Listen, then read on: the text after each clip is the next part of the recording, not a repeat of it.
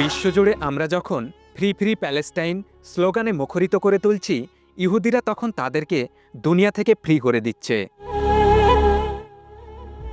আর একটা সময় হয়তো ফ্রি করার জন্য আর কোনো প্যালেস্টাইন অবশিষ্ট থাকবে না।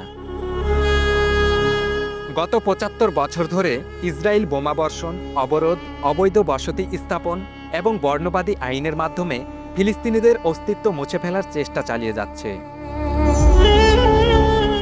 একের পর এক গণহত্যা, একের পর এক আগ্রাসন, সবই একটি নির্দিষ্ট উদ্দেশ্যকে সামনে রেখে ফিলিস্তিনিকে মানচিত্র থেকে মুছে ফেলা।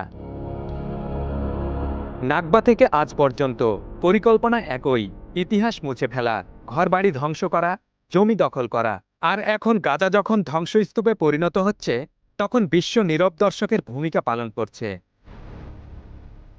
যুদ্ধ অপরাধের পর যুদ্ধ অপরাধ, জাতিসংঘের নিন্দার পর নিন্দা, তবুও ইসরায়েল তার নিপীড়ন চালিয়ে যাচ্ছে। কেন?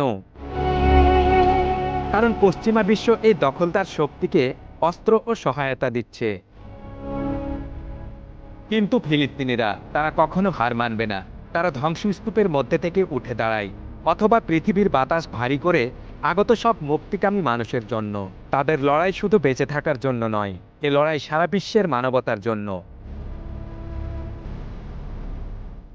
আর কত গণহত্যা হলে বিশ্ব যথেষ্ট বলবে?